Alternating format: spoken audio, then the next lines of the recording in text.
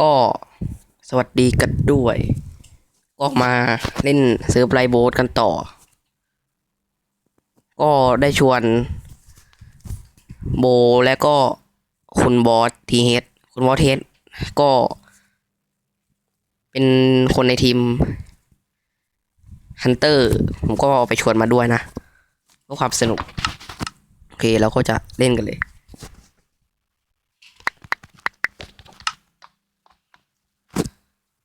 วันนี้คุณมาร์ก็ยังไม่มาบอกว่าจะเล่นหรือเปล่า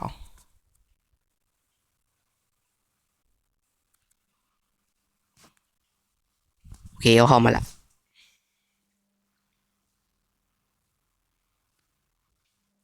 โบยังไม่มาเลยหรือเปล่า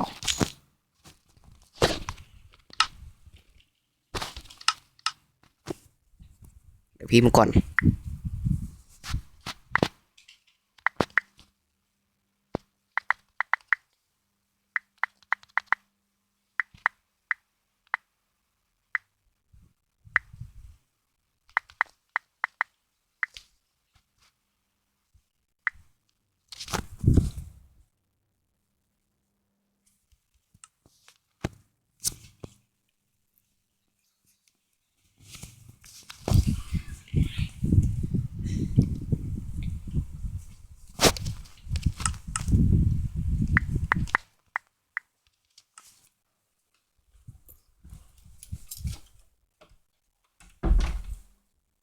โอเคโบก็ขี้เกียจเล่น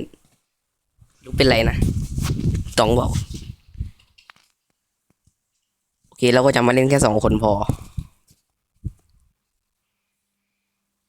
ที่โบมันเข้าเซิร์ฟไม่ได้เพราะมันไม่พิมพ์รหัสมันมันก็เลยเข้าเซิร์ฟไม่ได้สมน้ำหน้ามาแล้วก็เล่นกับคุณบอสทีเฮดโอเคจะเริ่มแล้วโก้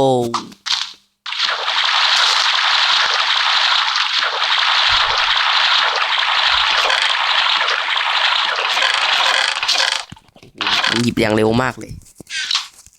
ยังไงก็ได้อาวุธมาแต่อาวุธก็บักหายไปเฉยวันนี้ยังดวงดีนะที่ไม่กระตุกเหมือนคลิปก่อนๆไม่บักไม่บักดิ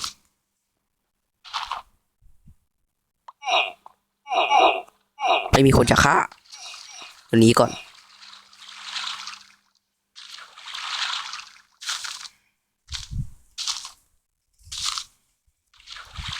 ระหว่างนี้ก็จะไปหากล่องเดี๋ยวบอสก็จะตามมาด้วย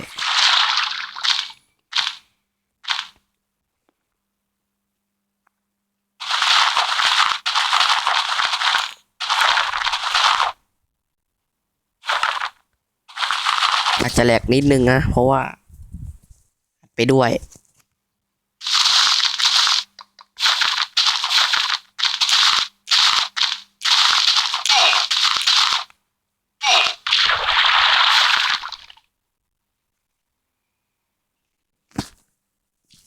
เมื่อกี้ใครมาต่อย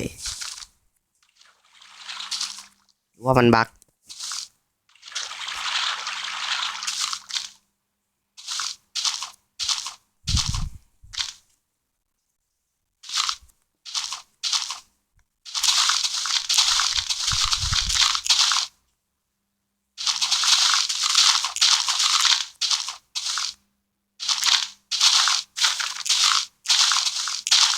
บอสก็ฆ่าได้1 คนแล้ว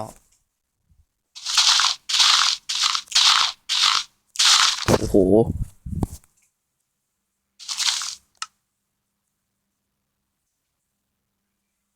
จะไปยังไงเนี่ย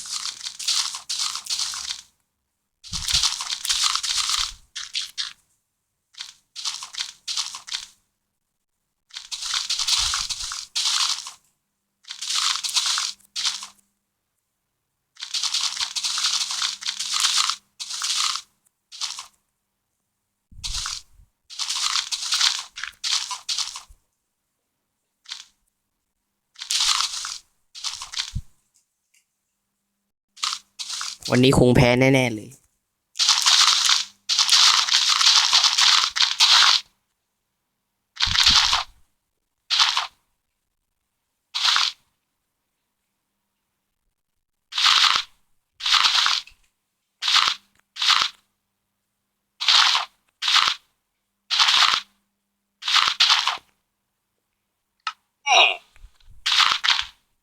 บอสก็ตามมาด้วย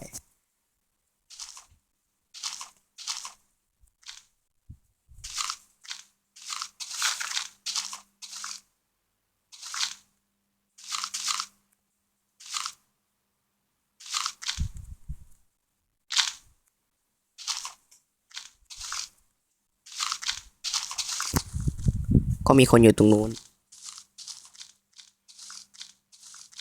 เดี๋ยวต้องรีบหากล่องให้เร็วที่สุด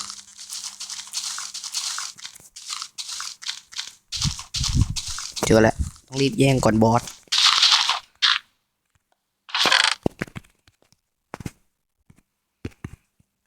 เดี๋ยวมันแย่งไปหมด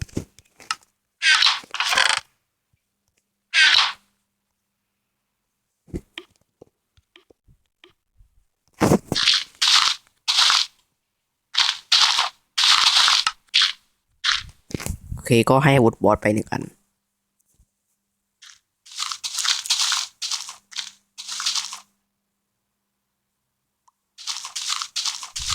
มันมีแล้วเหรอกี้ให้ดาบหินไปนะทำไมเป็นดาบสีทองงงแป๊บ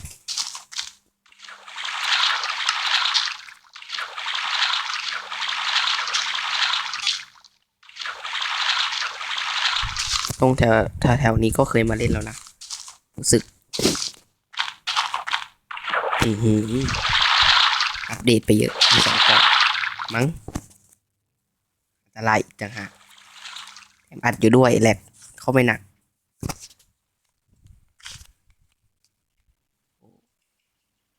ใครจะเสียงเนี่ยถ้าจะโดดก็โดดยากงั้นขอไม่เสียงแล้วกัน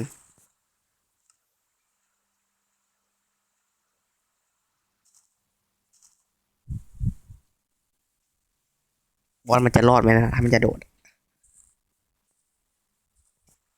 ผมว่าไม่รอด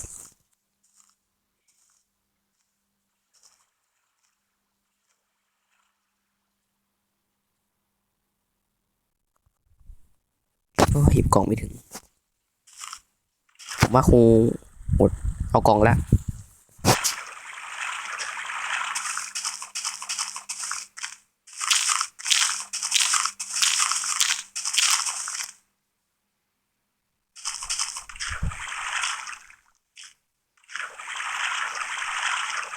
เจอกล่องแถวนั้นอะแบบเวลาเราปรับหมอกให้มันมีเยอะๆเราจะเห็นกล่องได้ชัดเจนเลยว่ากล่องมันไม่รู้ทำไมนะบักเปล่าก็ไม่รู้ไม่รู้ว่าผมต้องรีบหากล่องให้เร็วที่สุดไม่มีคนด้วยมีคนมีรอดแน่ๆเลยฝรั่งแน่เลย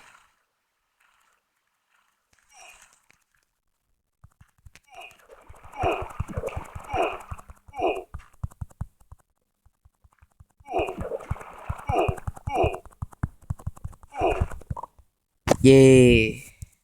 สุดท้ายมันก็ไม่สู้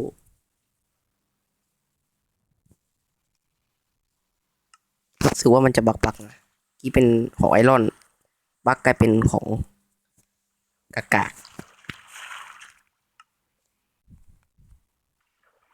เอาบอสฆ่าได้เยอะสุดละตอนเดดเวียบจะโดนมันฆ่าไปนะ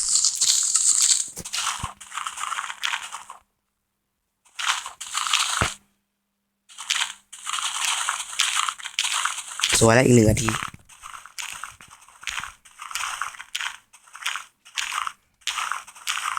ขึ้นยังไง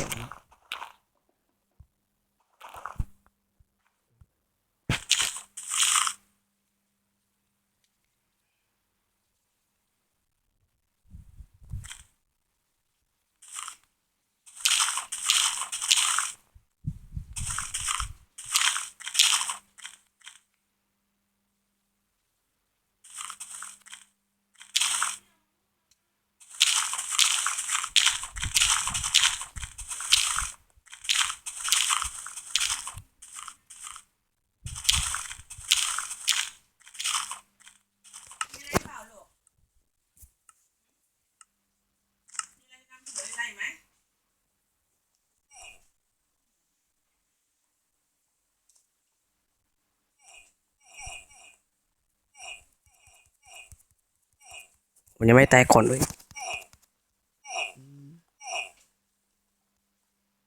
ไฟล่องหน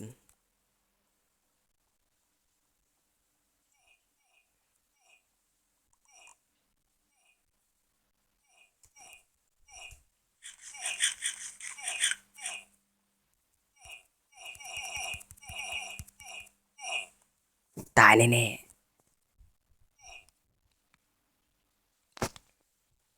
ดูความบั๊กของเกมเรื่องผมนะฮะ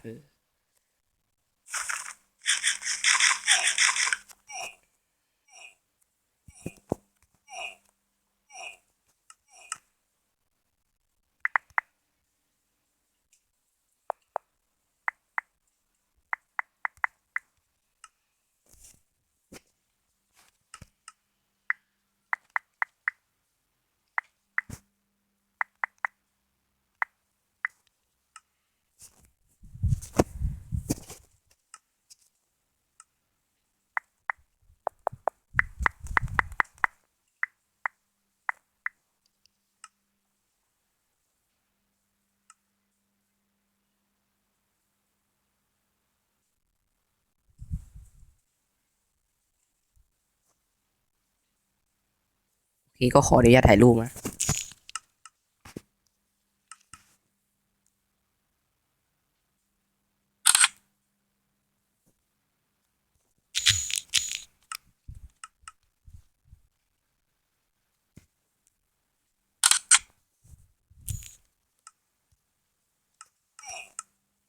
นี่โชคดีที่ทีมเหมือนกันถ้าไม่ทีมนี่ผมจะซวยก็ได้วัดไปด้วย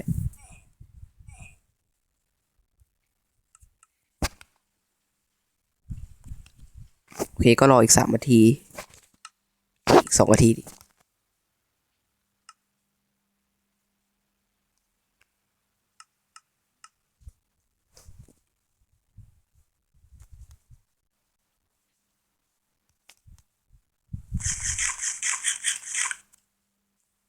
แกงบอลไหม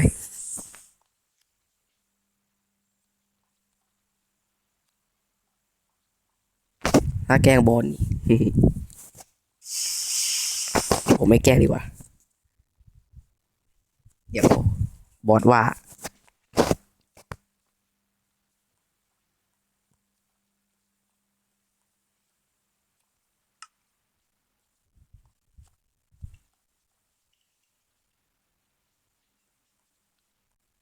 อีก1 นาที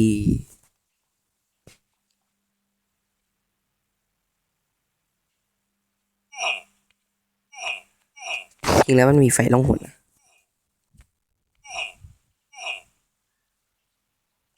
เย้ชนะแล้วก็ขอจบคลิปเพียงเท่านี้ลาไปก่อนสวัสดี